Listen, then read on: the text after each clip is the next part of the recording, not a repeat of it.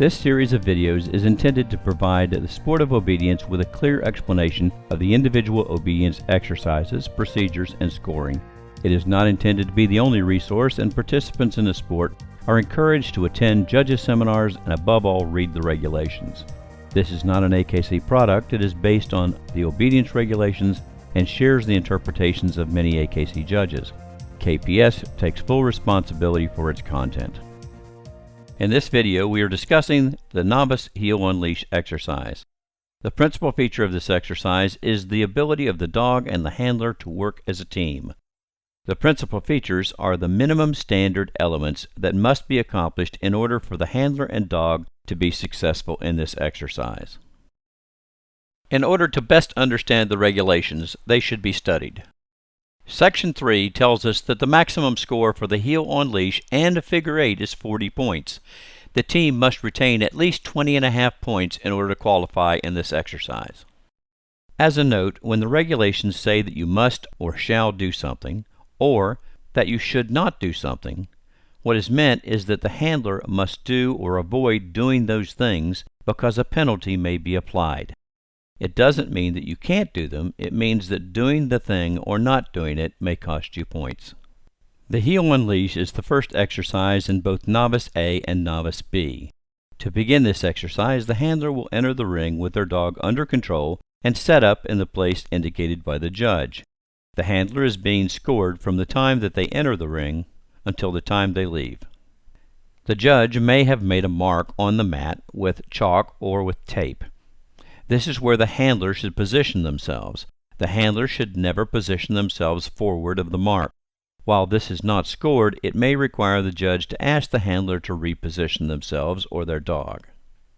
The sit in the initial setup is not scored in any exercise in AKC obedience. The dog need not be straight. What may be scored is whether or not the dog is under the handler's control. Multiple commands or physical handling of the dog may result in a penalty. The judge will ask the handler if they're ready. Are you ready? If they're not ready, they should say no, resolve whatever issue they're having, and the judge will ask again. When ready, the handler should say ready or yes. They may nod their head if they prefer. Ready. The first order from the judge will be forward. Forward. The orders that follow are halt, forward, right turn, left turn, about turn, slow, normal, and fast, in an order defined by the judge. The judge will standardize the heeling pattern for all dogs in the class. Let's take a look at the exercise in its entirety. Later, we'll break it down into its components. This is your heel on leash exercise. Are you ready? Ready. Forward. When push. Left turn. Fast. Normal. Left turn. Halt.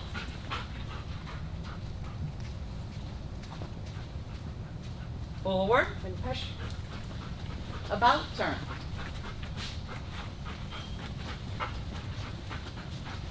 Right turn. Slow. Normal. About turn. Halt. Exercise finish. Yes. Notice how the dog adapts to the handler's speed and position rather than the handler adapting to the dog.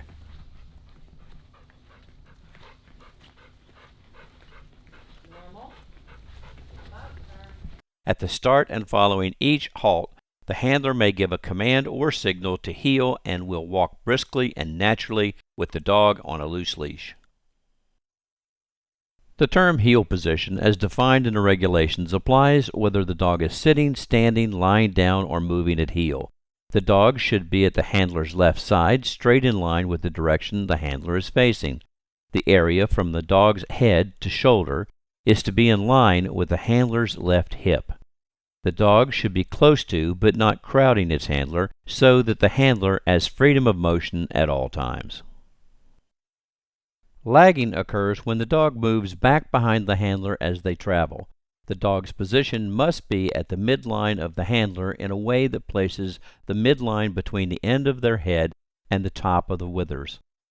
Inconsistency in heeling, moving up and back even while remaining in heel, is scoreable. Forging occurs when the dog's heel position moves ahead of the handler as they travel. Crabbing occurs when the dog's rear feet are not tracking its front feet as it heels. This is also considered an imperfection in heeling and is scoreable. The dog should move close to the handler's left side without swinging wide, lagging, forging, or crowding. Turns are to be tight, but not in a military fashion. The judge will order the turn and the handler must respond promptly. The handler should not anticipate the judge's order. The handler is allowed to take a couple of steps in order to turn cleanly. The handler has a reasonable amount of time to respond, but lack of a prompt response may be penalized. About turn. All about turns will be right about turns. Turns and halts may only be ordered during a normal speed or pace. At each order to halt, the handler will stop. The dog will sit straight and promptly in heel position without command or signal and will not move until the handler again moves forward on the judge's order. The judge will say, "Exercise finished," when the heeling pattern is finished. Halt. Any additional commands or signals during the heeling should be avoided. Any non-prescribed movement of the hands may be determined to be a signal, so the handler should allow the free hand to hang naturally at their side. When the judge orders a fast, the handler must run, and the handler and the dog must move forward at a noticeably accelerated speed. If the handler has a medical reason that makes it impossible for them to run, they should inform the judge. When the judge orders slow, the dog and the handler must slow down noticeably. Following the fast or the slow, and upon the judge's order, the handler must return to the speed or pace at which they were moving before the change of pace order. The leash may be held in either hand or in both hands, but the hand that is not on the leash must be held in a natural position.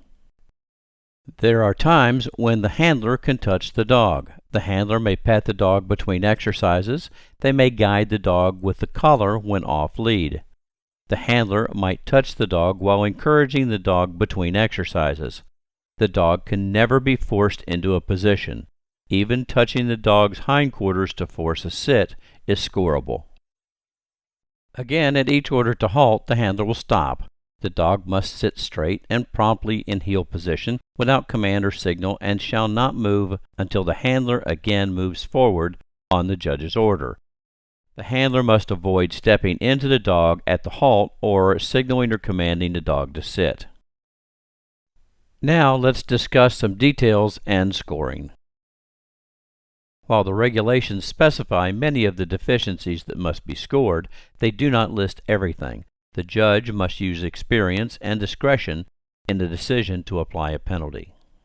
Penalties fall into three distinct groups: minor, 1/2 to 2.5 points; substantial, 3 points up to but not including an NQ. There are some areas of the regulations where NQ is included as a substantial penalty. Then, the score of non-qualifying, or NQ. NQ means the dog has not met the minimum standards to qualify. In obedience, teams may be released from the ring. This means that the team must leave the ring and the dog receives an NQ score. Some reasons for why a judge may release a team would include: the dog is exhibiting fear or nervousness. The dog may be continuously barking. The dog fouls the ring. The handler or the dog brings food in the ring. The dog may be released because the handler is training in the ring. Other examples are the handler wishes to leave the ring, or the handler wishes to perform a fix and go, at which time they will be released and receive an NQ. In novice, if a dog non-qualifies in the individual exercises, the dog will not be allowed to return for the group exercise and will be listed as released. Beyond released, a dog may be excused from the ring.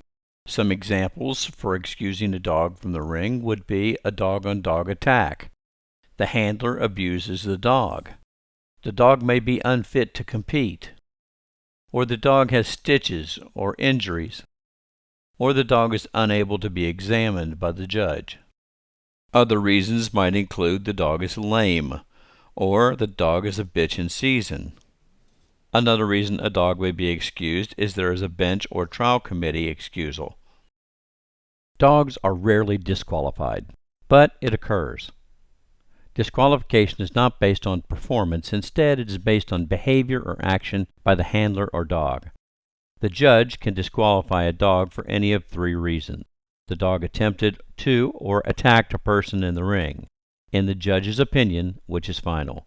The dog has been altered cosmetically, for example, the insertion of nudicles, or the dog's hair has been permanently dyed. And finally, the dog is blind.